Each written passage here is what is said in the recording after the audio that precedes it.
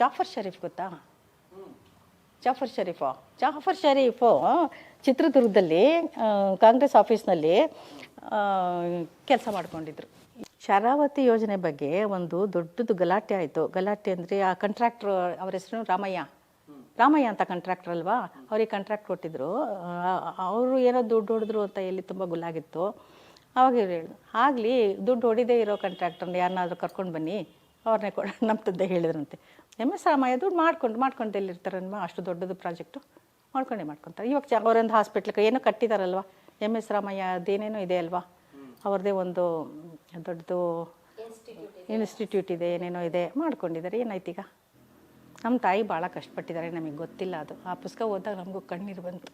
ನಮ್ಮ ತಂದೆ ಕಾರ್ ಬೇಕು ಅಂತ ಅಂದವರಲ್ಲ, ಕಾರು ನನಗೆ ಬೇಕು ಅಂತ ಅಂದಲ್ಲ, ಅವ್ರಿಗೆ ಸಿಗ್ತಿತ್ತು ಅವ್ರಿಗೆ. ಹಾಗೆ ಯಾರಾದ್ರು ಕಳಿಸೋರು, ಕಾರ್ ಬೇಕು ಅಂದರೆ ಯಾರಾದ್ರು ಕಳಿಸೋರು.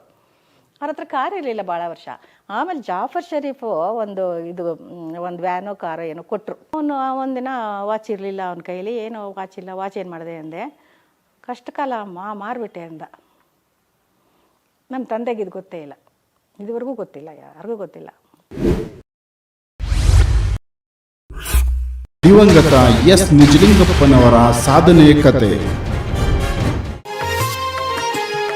ಜಾಫರ್ ಶರೀಫ್ ಗೊತ್ತಾ?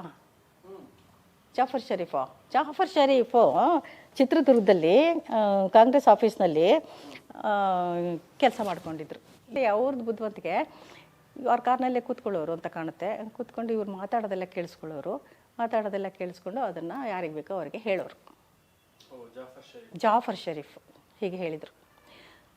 ಆಮೇಲೆ ಒಂದು ಸತಿ ಏನಾಯಿತು, ಡೆಲ್ಲಿನಲ್ಲಿ ಜಾಫರ್ ಶರೀಫು ನಮ್ಮ ತಾಯಿ ನೋಡೋಕೆ ಹೋಗಿದ್ರಂತೆ. ಯಾರ್ಯಾರು ಅವರೆಲ್ಲ ಅವಾಗೆಲ್ಲ ಭಾಳ ಜೋರಾಗಿತ್ತು ಒಂದು ಕನ್ವರ್ಸೇಷನ್ಸ್ ಎಲ್ಲ ತುಂಬ ಬಿಸಿ ವಾತಾವರಣ.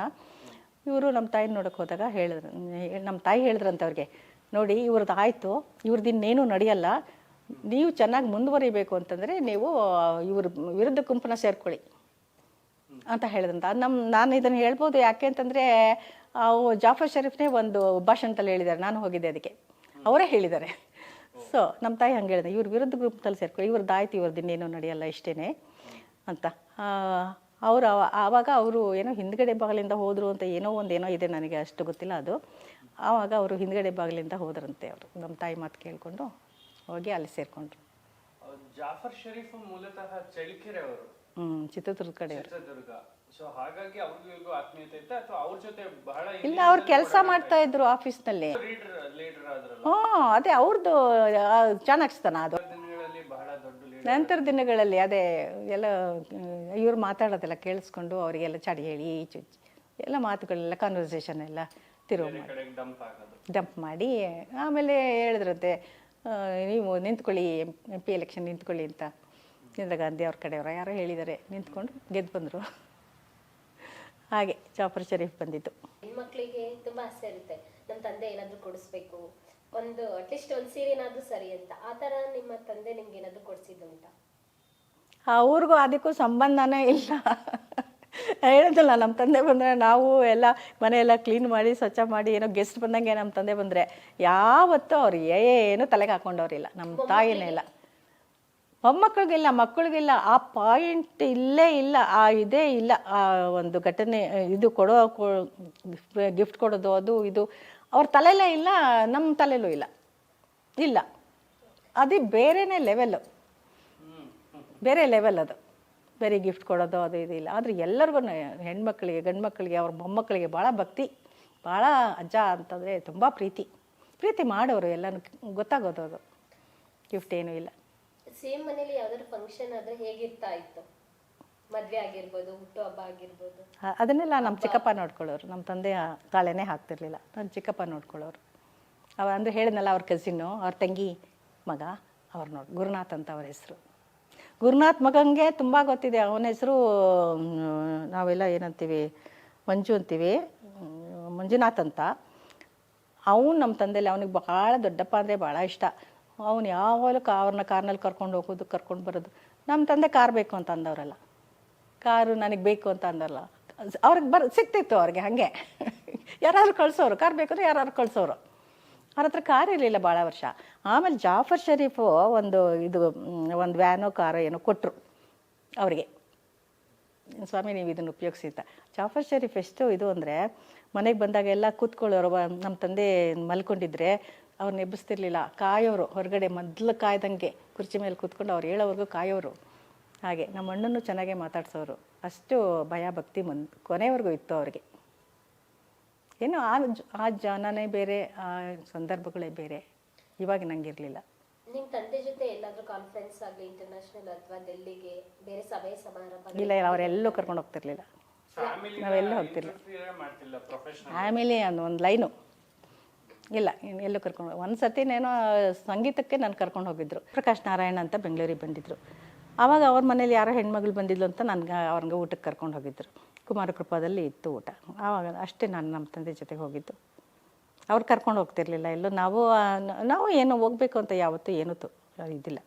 ನವಂಬರ್ 1 ರಾಜ್ಯೋತ್ಸವ ದಿನ 1956 ಇರಬೇಕು. 1956 ನಾವೆಲ್ಲ ಬೆಂಗಳೂರಿಗೆ ಬಂದಿದ್ದಾವಾಗಲೇ. ಆ ಟೈಮಲ್ಲಿ ಸೆಂಟ್ರಲ್ ಕಾಲೇಜ್ ಮೈದಾನದಲ್ಲಿ ದೊಡ್ಡದಾಗಿ ಫಂಕ್ಷನ್ ಇತ್ತು. ನವಂಬರ್ 1, 1956. ಆ ಟೈಮಲ್ಲಿ ಇವರು ಜಯಚಾಮರಾಜೇಂದ್ರ ಒಡೆಯರ್ ಅವರು ರಾಜ್ಯಪಾಲರಾದರು. ಅವತ್ತಿನಿಂದ ಅವರು ಇದಕ್ಕೆ ಕರ್ನಾಟಕಕ್ಕೆ ರಾಜ್ಯಪಾಲರಾದರು.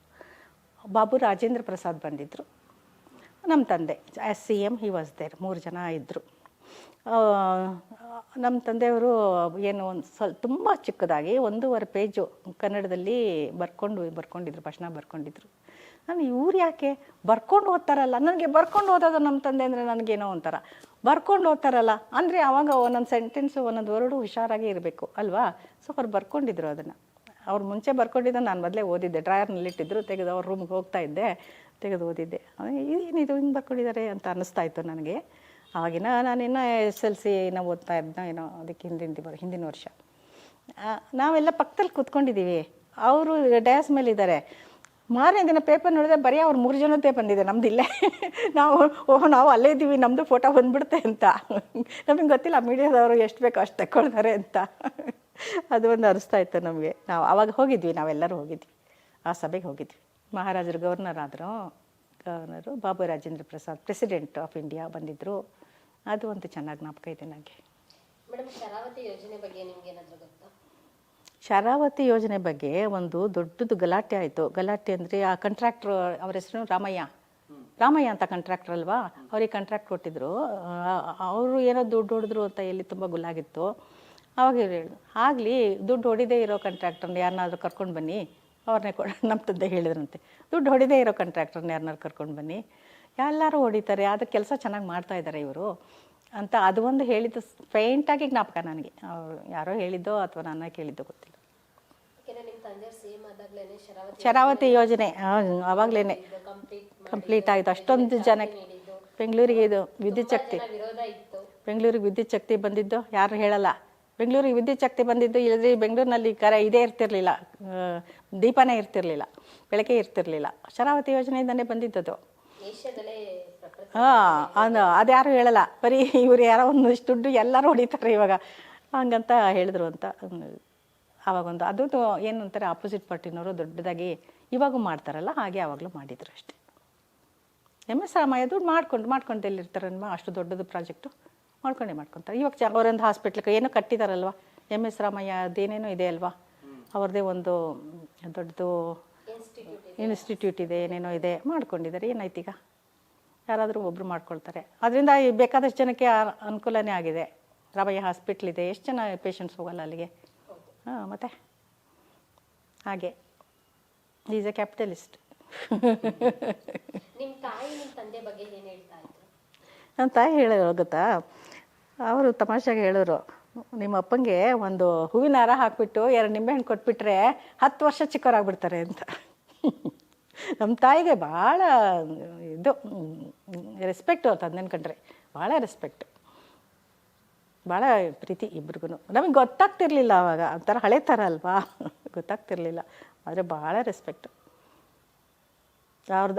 ಅವ್ರದ್ದು ಜೀವನ ಎಲ್ಲ ಅವ್ರಿಗೆ ಮುಡುಪಾಗಿ ಇಟ್ಬಿಟ್ಟಿದ್ರು. ಅವ್ರದ್ದು ಊಟ, ಅವ್ರದ್ದು ಕೆಲಸಗಳು, ಅಡುಗೆ ಮನೆ ಕೆಲಸ, ಅವ್ರು ಬಂದರು ಅಂದರೆ ಅವ್ರನ್ನ ನೋಡ್ಕೊಳ್ಳೋದು, ಹಿಂಗೆ ಈ ಥರ ಇತ್ತು. ಅವರು ಹೌಸ್ ವೈಫ್ ಅಂತಾರಲ್ಲ ಆ ಥರ ಇತ್ತು ಅವ್ರಿಗೆ. ತುಂಬ ಚೆನ್ನಾಗಿ ನೋಡ್ಕೊತಾ ಇದ್ರು ನಮ್ಮ ತಾಯಿ. ನಮ್ಮ ತಂದೆದು ಎಡವಟ್ಟು ವಿಷಯ ಸ್ವಲ್ಪ. ಅದೇನೆಂದರೆ ಅವರು CM ಆಗಿದ್ದರು, ಕುಮಾರಕೃಪದಲ್ಲೇ ಇದ್ವಿ ನಾವೆಲ್ಲ.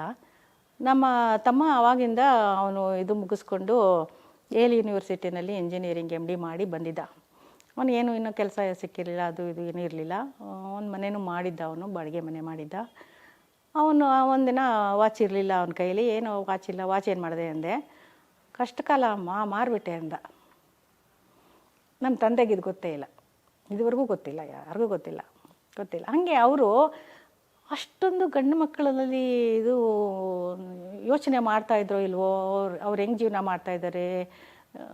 CM ಆಗಿದ್ದಾಗ ಅವ್ರದ್ದು ಫುಲ್ ಗಮನ ಎಲ್ಲ ದೇಶಕ್ಕೇ, ಮಕ್ಕಳ ಬಗ್ಗೆ ಅವರು ಯೋಚನೆನೇ ಮಾಡಲಿಲ್ಲ ಅಂತ ಕಾಣುತ್ತೆ.